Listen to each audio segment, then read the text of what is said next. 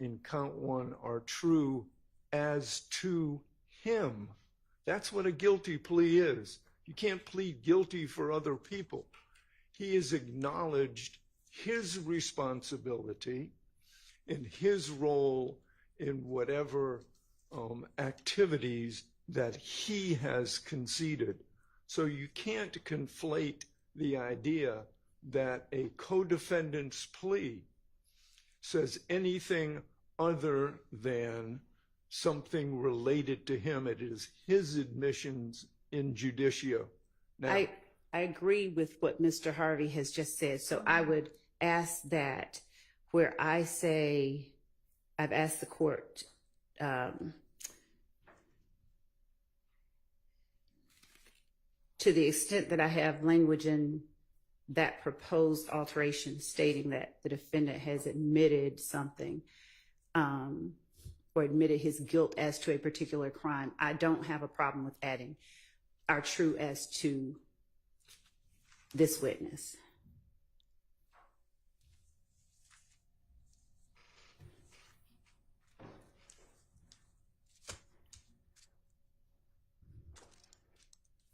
But that does not make that truth inadmissible as evidence against the defendants currently on trial.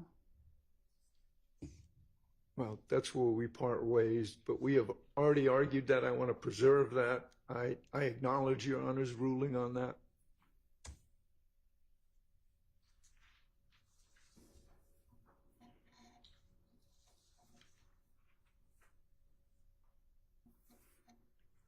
All right, well, I'm gonna have to think about it. I can sit here and think about it, or I can go to chambers and think about it. Whichever makes the court happiest. All right, we're just gonna recess in place. Yeah. Cases. Yes.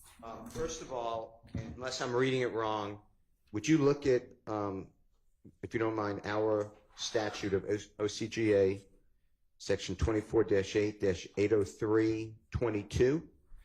I believe our statute specifically says that the co-defendant's guilty plea cannot be used against the defendants on trial.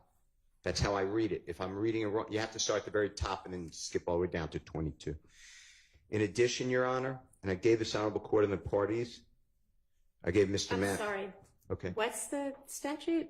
OCGA, section 24-8-803. Oh, 803. And then it's in division 2-2. So you start at the very top is at 2 or 3 lines, and you have to skip all the way down to 22. And Your Honor, that's the statute that I cited at the beginning, at the outset, where I was stating that I believe that that is what Mr. Harvey is referring to. The use of a guilty plea conviction to impeach the witness by showing the jury not that he has acknowledged certain truths within it, but just to show the jury he's unworthy of belief. And that is not something we will be doing. Yeah, I mean, what it says is when offered by the state in a criminal prosecution for purposes other than impeachment. Exactly. And here, the state would be offering it for the purpose of impeachment if they offer it. Right, potentially. But I thought the state was going further in that jury instruction. So right, because if it's offered for impeachment, then what is said in 22 is no longer true. okay. Well, the second case, and I gave this to this honorable court and the Mr. Matthews and the state previously, but it's United States versus Vandetti, V-A-N-D-E-T-T-I. Your Honor, that's 623F period 2D, 1144. That's the 6, like 5-6, Sixth Circuit, 1980. And it specifically says, starting in page 1147,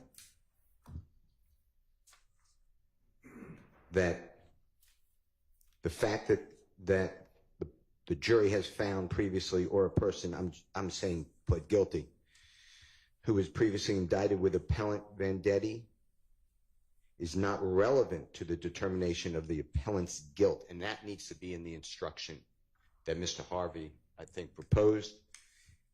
And What's the site again? 623F what? 623, Yeah, F second, 1140, 1123. 1144. 1144. I mean, I know we've looked at this case before as well. And then in Georgia, I believe that, again, State versus Jefferson, Jefferson, like our third president, is 302 Georgia, 435. But that's a non-testifying defendant. That is non-testifying. Okay. That's non-testifying. I just heard. Okay. And Mr. Judge, Harvey. I will check as to Vendetti, but I believe that Vendetti is simply speaking to 80322 type. What was the circumstances. pinpoint site in Vendetti? 1147.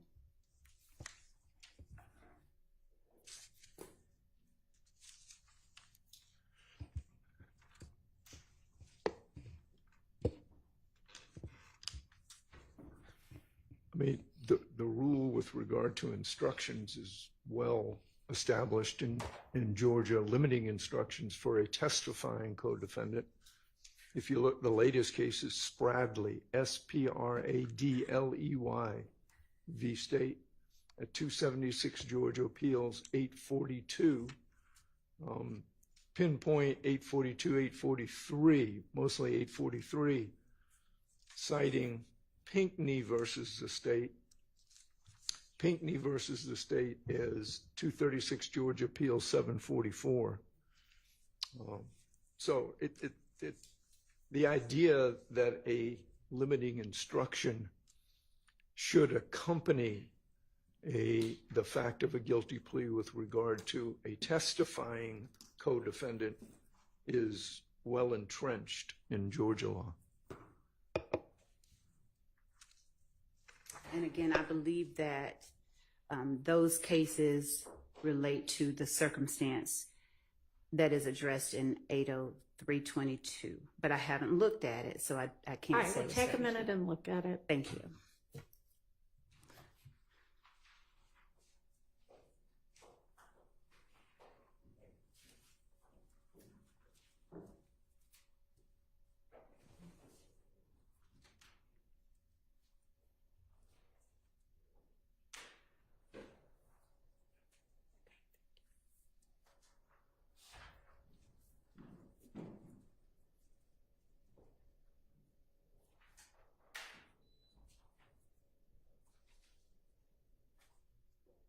So, speaking to Spradley, it says what the court has already said. In general, a guilty plea of a joint offender is not admissible in evidence at the trial of another joint defendant.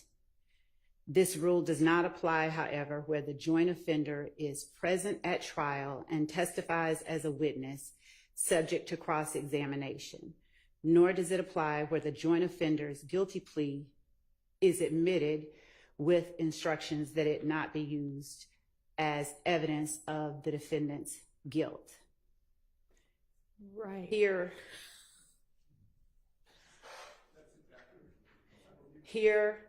not only was the co-defendant present, so I'm looking for the 80.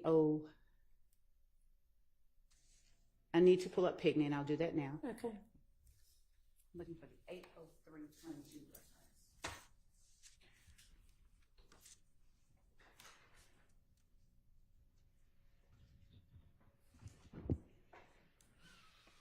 Your Honor.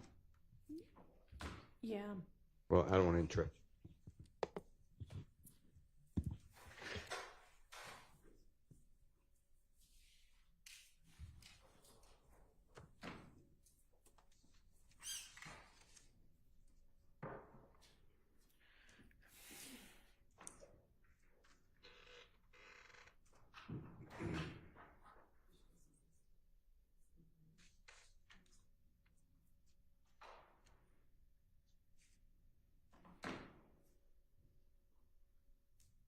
And Your Honor, Yes. Vendetti which was also cited, says the jury's verdict that the co-defendants were guilty is a hearsay statement. The exceptions to the hearsay rule provide for the admissibility of a final judgment of guilty as to a felony, but not including when offered by the government for purposes other than impeachment, judgments against persons other than the accused. And it specifically cites the Federal Rule of Evidence 803.22. That's as to vendetti. And I am, again, looking at Hickney.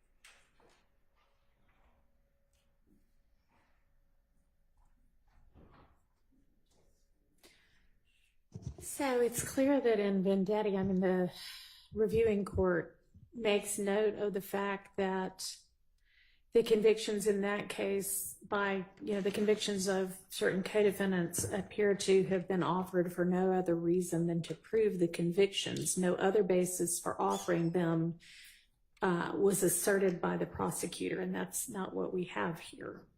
We have the prosecutor here, if she offering them basically as impeachment evidence, as substantive impeachment evidence.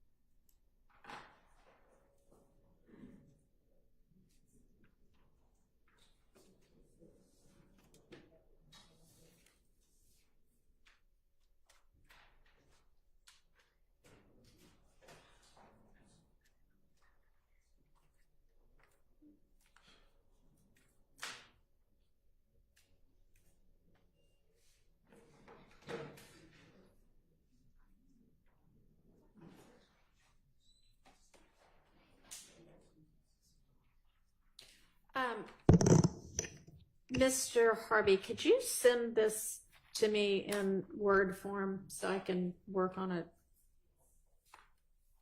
Or Miss Westmoreland, more likely, right?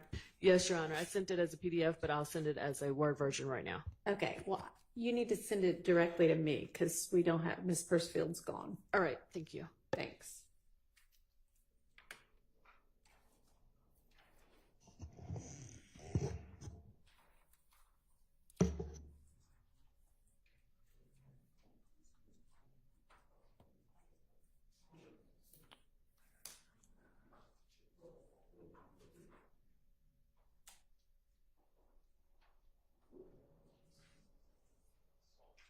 Your Honor, Yes. may I approach to get your email address and not?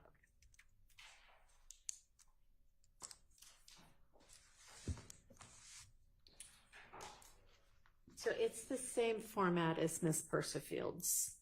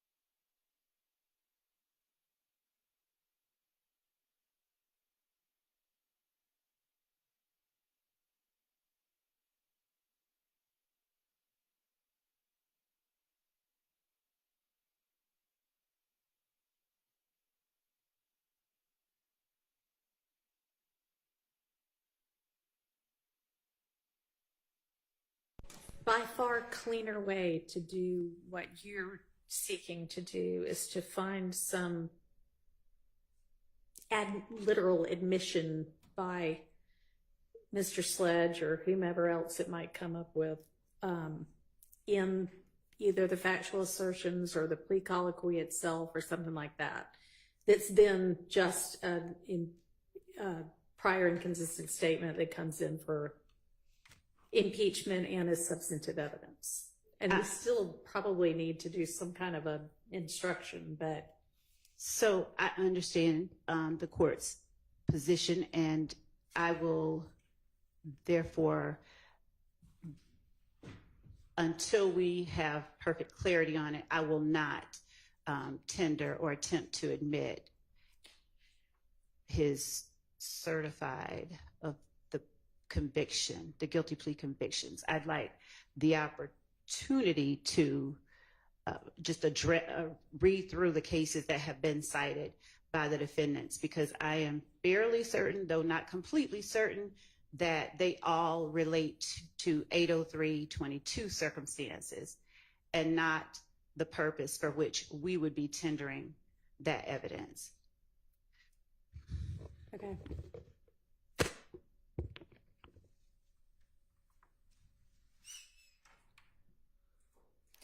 All right, so how far into, I mean, I need to come up with limiting instruction regardless, though, right?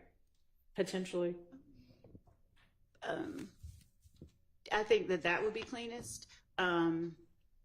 We would just ask that the language requested by the state is included in a limiting instruction if the court gives one, to the extent that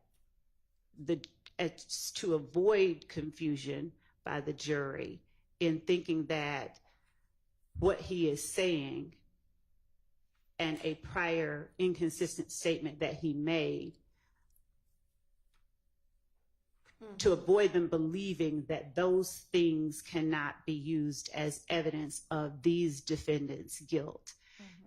We are asking that in order to avoid that confusion and misunderstanding, that the court includes the language we requested about the inconsistent statement. If you want to just maybe jot it down in an email and shoot it over, that might be easier than, because I think when you proposed it orally, even when you were talking about a statement, I think you were talking more specifically about a statement not consistent with the charges to which they pled, then consider the guilty plea as substantive evidence, which again gets us in that murky water. So I get what the court is saying. Why don't we just recess in place? I'm going to work on this, you work on that.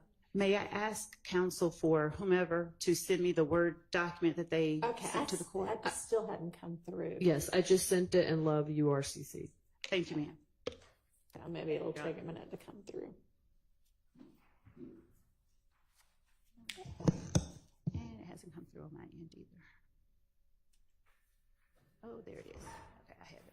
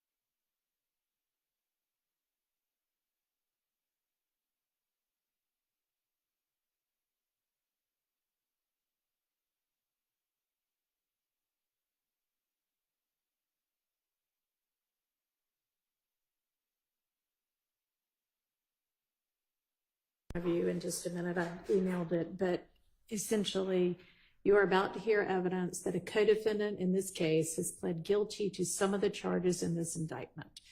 I caution you that the co-defendant's guilty plea conviction itself is only admitted for a limited purpose. That guilty plea is an admission by this witness only that he committed the criminal acts to which he pled. You are not to consider the co-defendant witness's guilty plea as evidence that any other defendant is guilty of committing any of the criminal acts alleged against them in this indictment. Each defendant is entitled to have the issue of his guilt determined solely on the basis of the evidence against him, and not on whether another person has been convicted of the same charges with which the defendant is accused. If you find that the co-defendant witness provided testimony on the stand that is inconsistent with his guilty plea admissions, you may consider the witness's prior inconsistent statement, that is, his guilty plea admissions to the allegations in the charges to which he pled guilty, as substantive evidence, which you may then consider against any defendant currently on trial, for whatever bearing it may have on the issues on trial. That's good for the state. It, I mean, the state has no objection. I get it. It's good, subject to my objections.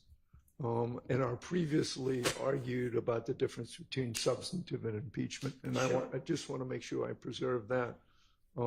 But insofar as those additions, the court is going to give those additions, I have no objection to that wording.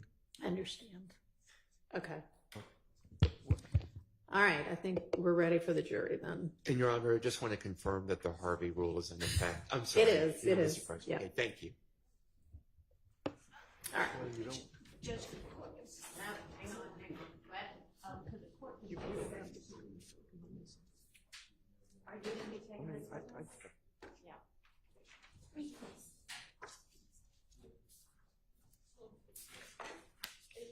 So, y'all can sit down. Miss Love's got to run out for just a second.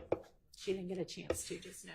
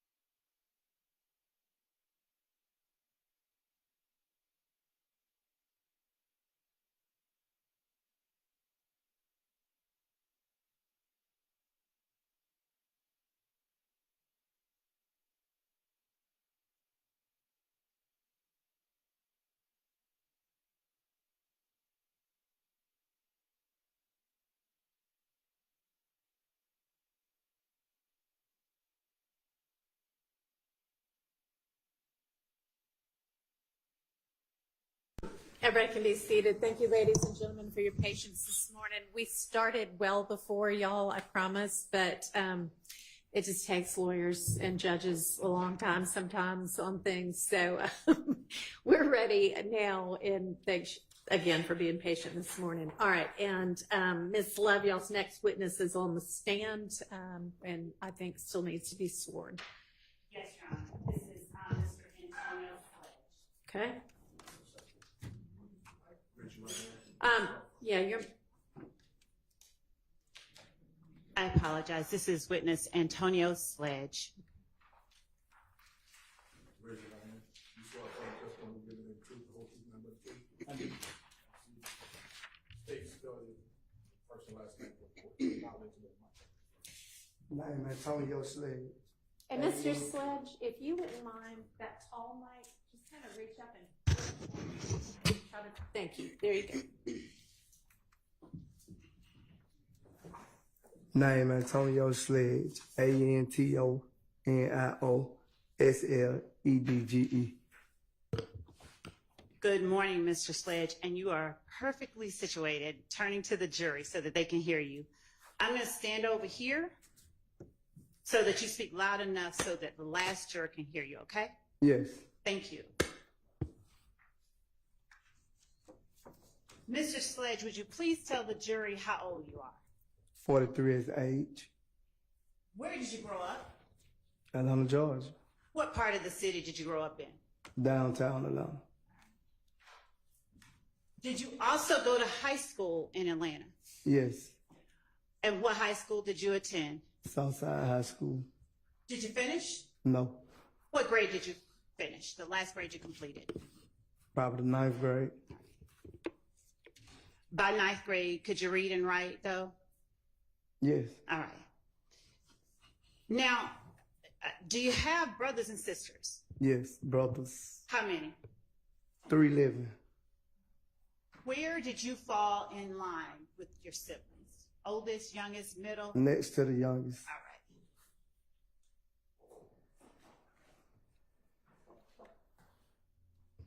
Do you know of a person named Kenneth Copeland who answers to the name Woody? Yes. All right. You sort of frowned up your face. Why'd you do that? No reason. All right. Come on now. Do you know of a person named Jeffrey Williams who answers to the name Thug? Yes.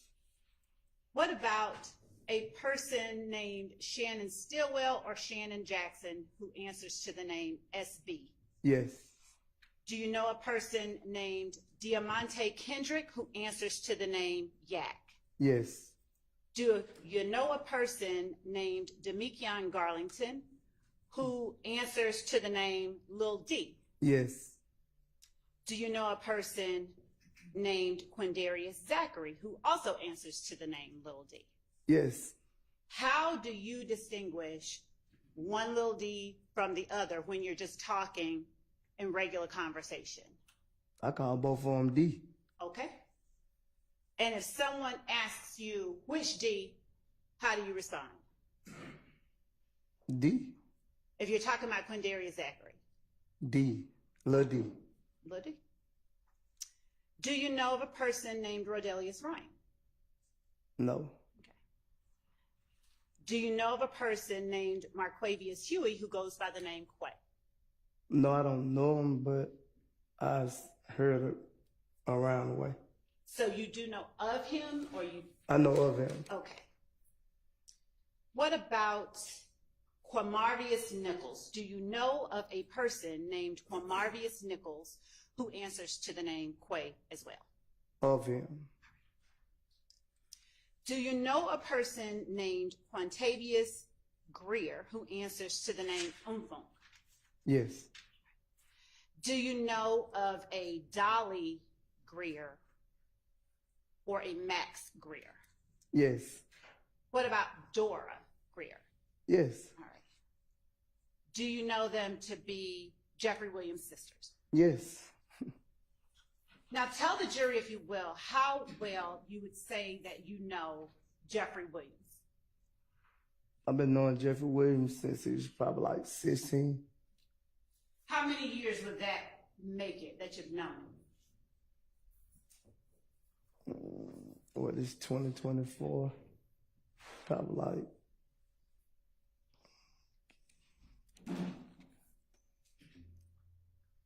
it's been a minute. I can't really, off the top of my head, I don't really know. If it was when he was 16, about how old were you when you first met him? I was 20 something. I was probably like 26. I'm about like 10 years older than Jeffrey. Okay. Tell the jury, if you will, how well you know Shannon Stillwell or SB.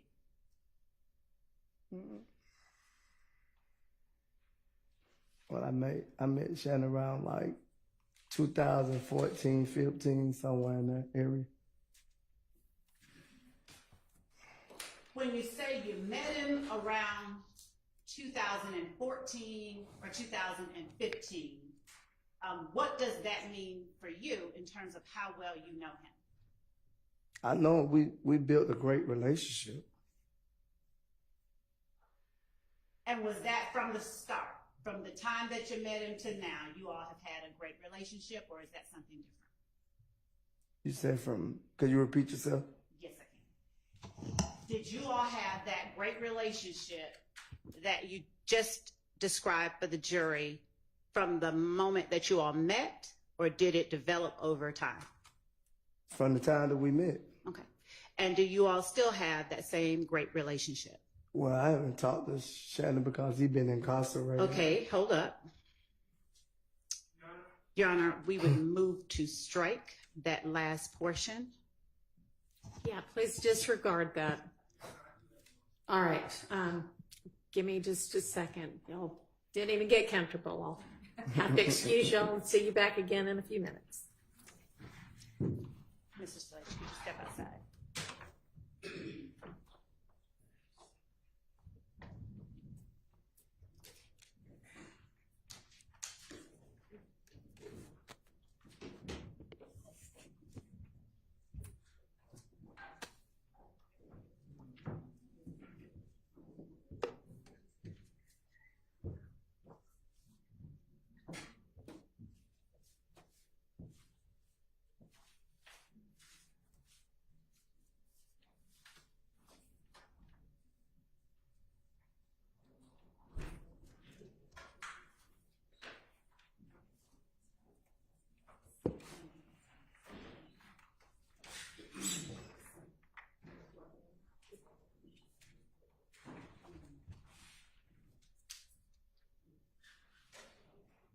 Your Honor, may it please the court, on behalf of Mr. Stillwell, we are moving for a mistrial at this time.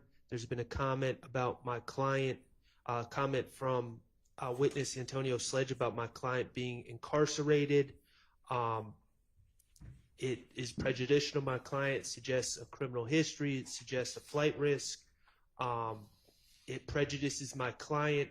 Also, Your Honor, I would just note for the record that Mr. Sledge, my understanding is Mr. Sledge has been cooperative with the state, meaning he's made himself available. His attorney, Mr. Derek Wright, is here. Mr. Sledge has been here all morning. There's absolutely no reason that the state knew what questions they were going to ask. They knew that they were going to ask about the relationship with my client at this time. The duty is on the state to prepare their witnesses to not relay or testify to prejudicial material such as my client being incarcerated throughout this trial, and they failed to do so. So we're moving for a mistrial at this time. Ms. Love. Judge, the state objects to a mistrial. The question that I posed was not